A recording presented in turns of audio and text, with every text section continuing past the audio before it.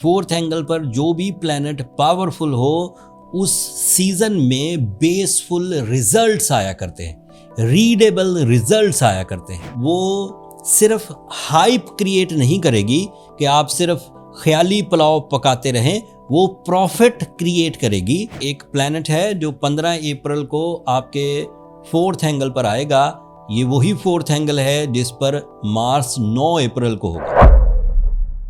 अस्सलाम वालेकुम कैप्रिकॉनियंस, मैं हारिस अज़मी प्रोफेशनल एस्ट्रोलॉजर आपकी खिदमत में हाजिर हूँ। इस लकी अप्रैल में होने वाले एस्ट्रोलॉजिकल इवेंट्स, टाइम बिहेवियर आपके लिए किस तरह की नई राहें खोल सकता है, उसकी जो एस्ट्रोलॉजिकल अहम मालूमात हैं वो इस व्लॉग में मैं आपकी खिदमत में पेश करूँगा। शुरू करते हैं आपके मार्स की पोजीशन पर। ये एक बड़ा इवेंट होगा 9 अप्रैल को। मार्स आपके लिए फोर्थ एंगल पर अपीयर होगा 6 वीक्स के लिए, 2 साल के बाद। मार्स का फोर्थ एंगल पर होना जो building material, building constructions, real estate activities, real estate advisory, real estate agents, इनके लिए बड़ा मुफीद होने वाला है। सरकारी सतह के ऑफिसर्स, गवर्नमेंट से रिलेटेड लोग, मिलिट्री से रिलेटेड लोग इससे बड़ा फ़ायदा उठाएंगे। खित्ते में होने वाली इस वक्त की बेचैनी, जंगी हालात, इसमें भी कुछ ठहराव आने के चांसेस बन जाएंगे। मार्स की फोर्थ एंगल की पोजीशन इसलिए बहुत अहम है कि मार्स फोर्थ एंगल पर फ्रेंडली मोस्ट होता है। ये फोर्थ एंगल को ही रिप्रेजेंट करता है। एंड फोर्थ एंगल पर जो भी प्लैनेट पावरफुल हो उस सीजन में बेसफुल रिजल्ट्स आया करते हैं, रीडेबल रिजल्ट्स आया करते हैं। प्लानिंग्स रिवॉर्ड्स में कन्वर्ट होने लगती है। Even Mars is responsible of your team work. अगर आप अकेले किसी बिजनेस को कामयाब बनाए हुए हैं तो अब आपका कंबाइन एफर्ट्स करना ज़्यादा एम्प्लॉयज़ के साथ या पार्टनर्स के साथ या अपने हम पल्ला आपके लेवल के एक्सपर्ट्स के साथ एक कंबाइन वेंचर करना आपको मुफीद साबित होगा। ये अनएक्सपेक्टेड पॉजिटिव रिजल्ट्स भी देगा, जिसे टपोरी लैंग्वेज में छक्का लगना कहते हैं। तवक्को से बढ़कर रिजल्ट्स आना। उसमें मटीरियल रिजल्ट्स भी हैं, उसमें इंक्रीमेंट्स भी हैं, प्रमोशंस भी हैं, अथॉरिटीज़ भी हैं एंड फेम भी है। सो मार्स इस तरह से आपको फ़ायदा देगा। मार्स, ये जो अभी सारी मैंने पेशंगोइयाँ की, ये मार्स के फोर्थ एंगल पर अपीयर होने से हैं। लेकिन मार्स के दीगर प्लैनेट्स के साथ मिलकर जो कामयाबियाँ अदरवाइज सिर्फ इस साल के लिए आपको मिल सकती हैं, उनका भी कुछ जिक्र करता हूँ।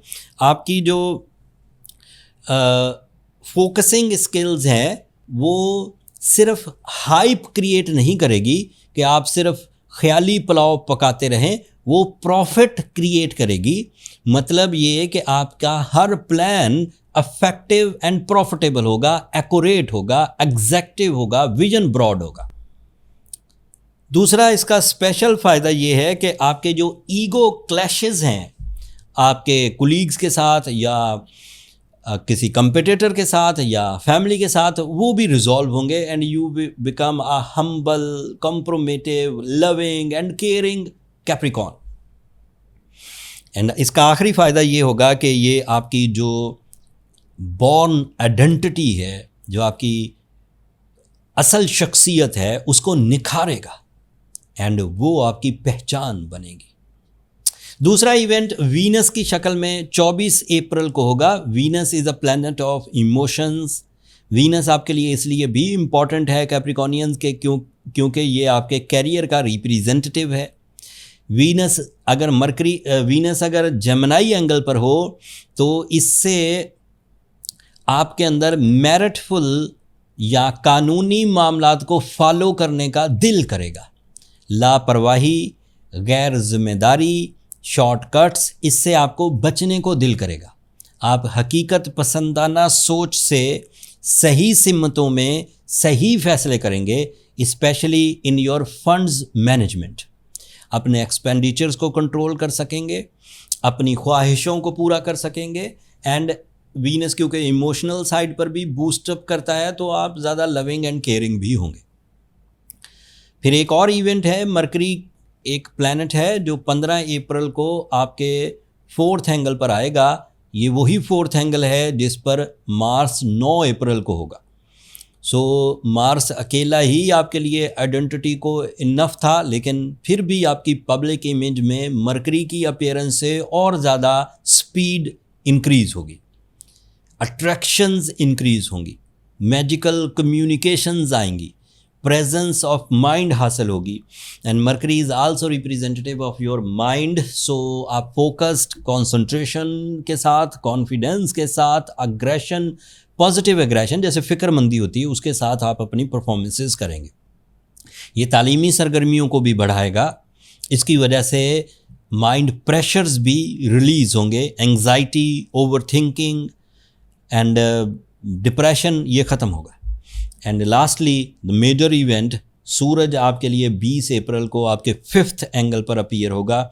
एंड इसका वाज़े मतलब है आपकी डील्स का बनना, आपके एग्ज़ाम्स का प्रिपरेशंस करना, आपका मामला फ़हम होना, आपका लीडर होना साबित कर देगा, ये टाइम साबित कर देगा। जब ये वीडियो आपको मिलेगी तब तक तो सूरज 4th एंगल पर होगा, तब तक आप प्लान बनाएंगे, तब तक आप अपने वसाइल इकट्ठे करेंगे, तब तक आपके अंदर कामयाबियों का रुझान पैदा होगा। लेकिन फिर जब 20 अप्रैल को सूरज आपके 5th एंगल पर होगा तो जो प्लानिंग, जो वसाइल आपने इकट्ठे किए होंगे वो अपना फल, अपने समरात देना शुरू कर देंगे। 2 छोटे इवेंट्स भी हैं इस महीने। फुल मून होगा, ये वही ईद वाला चांद जो 20 मार्च को हुआ था, वो 3rd ऑफ अप्रैल को पूरा हो जाएगा। एंड वो आपके कैरियर एंगल पर पूरा होगा। एंड इसके 2 फ़ायदे होंगे। एक, आपकी रिलेशनशिप में स्ट्रॉन्ग बॉन्डिंग पैदा होगी, moon is representative of your life partnership. And दूसरा, full moon is always supportive for your career या सोर्स ऑफ इनकम। ये 10th एंगल पर अपीयर होगा, तो आपकी जो ख्वाहिशात हैं वो तरक्की पसंदाना होंगी। अगर उसमें हकीकत हो, आपकी ख्वाहिश वाकई ही सही सिमत में हो, तो आप अपने बिज़नेस में, अपनी जॉब में, अपनी इन्वेस्टमेंट्स में जो चेंजेस करना चाहते हैं वो चेंजेस कर लीजिए, आपको फ़ायदा देंगी। लेकिन इसका दौर शुरू होगा 19 अप्रैल को। फिर आपके लिए आपका रूलिंग प्लैनेट सैटर्न भी 4th एंगल पर है। ये वही 4th एंगल है जिस पर मार्स आएगा 9 अप्रैल को, and you will be on your peak.